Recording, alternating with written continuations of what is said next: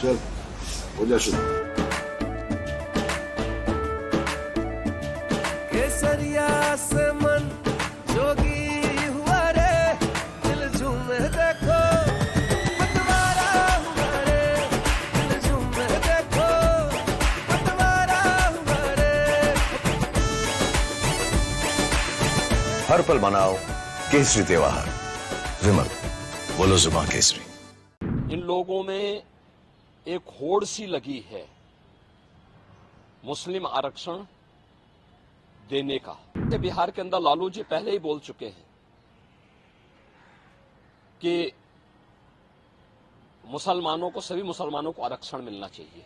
ये आरक्षण यही ओबीसी और एससी एसटी का आरक्षण में से ये बांट करके मुसलमानों को देना चाहते हैं। बाबा साहब भीमराव अंबेडकर ने विरोध किया था इसका, मुस्लिम आरक्षण का, क्योंकि देश धर्म के आधार पर विभाजित हुआ था। Bharatiya Janata party SC ST और ओबीसी के आरक्षण को सुरक्षित रखने के लिए किसी प्रकार के मुस्लिम आरक्षण का विरोध करती है। धर्म के आधार पर आरक्षण यह असंवैधानिक है। बाबा साहब भीमराव अंबेडकर जी ने भारत की संविधान सभा में इसका पुरजोर विरोध किया था, लेकिन उस सब के बावजूद कांग्रेस और उसके सहयोगी इंडी गठबंधन से जुड़े हुए दल हैं, इन लोगों में एक होड़ सी लगी है मुस्लिम आरक्षण देने का। और कांग्रेस का इतिहास तो इस मामले में बहुत दागी रहा है। 2006 में जस्टिस रंगनाथ मिश्रा कमेटी गठित करके कांग्रेस ने ओबीसी का हिस्सा काट करके मुस्लिमों को देने का कुत्सित प्रयास किया था जब यूपीए गवर्नमेंट थी। ऐसे ही कांग्रेस ने जस्टिस राजेंद्र सच्चर की अध्यक्षता में कमेटी बना करके अनुसूचित जाति के आरक्षण में सेंध लगाने का प्रयास किया था। कुछ मुस्लिम जातियों को अनुसूचित जाति में शामिल करने का कुत्सित प्रयास किया था। बीजेपी और एनडीए ने उसका विरोध किया था। कांग्रेस की जब आंध्र प्रदेश में सरकार थी, उन्होंने उस वहां के ओबीसी के आरक्षण को मुसलमानों को दिया था। कांग्रेस की कर्नाटक सरकार ने मुसलमानों की सभी जातियों को ओबीसी में शामिल करके ओबीसी के आरक्षण में सेंध लगाया है। वेस्ट बंगाल के अंदर टीएमसी ने 2010 में 118 मुस्लिम जातियों को ओबीसी में शामिल करके पिछले 14 वर्ष से लगातार ओबीसी के आरक्षण के अधिकार पर उन्होंने पूरी तरह एक प्रकार की डकैती डाली है। हम धन्यवाद देना चाहेंगे कोलकाता हाईकोर्ट को, जिन्होंने टीएमसी के इस प्रकार के असंवैधानिक कृत्य पर जोरदार तमाचा मारा है और धार्मिक आधार पर आरक्षण असंवैधानिक है बात स्पष्ट कहते हुए उन्होंने सभी मुस्लिम जातियों को इससे बाहर किया है।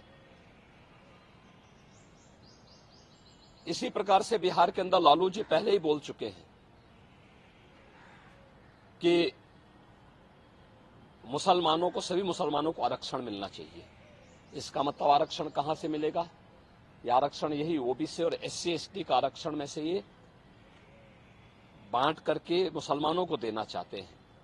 और समाजवादी पार्टी तो अपने जन्मजात हिंदू विरोध, अनुसूचित जाति, जनजाति और पिछड़ी जाति के विरोध का नाम ही इन्होंने बना दिया, उसका पर्याय ही बना दिया है। चाहे वह राम जन्मभूमि का विरोध रहा हो, राम भक्तों पर गोली चलाने का रहा हो, या फिर 2012 और 2014 के अपने इलेक्शन मैनिफेस्टो में समाजवादी पार्टी ने मुस्लिमों को आरक्षण देने की वकालत की थी और यहां तक इन्होंने शरारत की थी कि तुष्टीकरण की हद पार करते हुए उत्तर प्रदेश के अंदर, उत्तर प्रदेश की उस समय की 20 करोड़ की आबादी की सुरक्षा के साथ खिलवाड़ करते हुए पीएससी की 54 कंपनियों को इन्होंने समाप्त किया था। और उस समय इन्होंने पीएससी की भर्ती जो निकाली थी उसमें इन्होंने प्रयास किया था कि 15% मुस्लिम आरक्षण हो। माननीय न्यायालय को हस्तक्षेप करना पड़ा था। ये जो होड़ है एक खतरनाक होड़ है। बाबा साहब भीमराव अंबेडकर ने विरोध किया था इसका, मुस्लिम आरक्षण का, क्योंकि देश धर्म के आधार पर विभाजित हुआ था और उन्होंने कहा था कि धर्म के आधार पर कोई भी आरक्षण देश के अंदर नहीं होना चाहिए। अनुसूचित जाति जनजाति को आरक्षण भारत के संविधान के द्वारा दिया गया है। मंडल कमीशन की सिफारिशों के आधार पर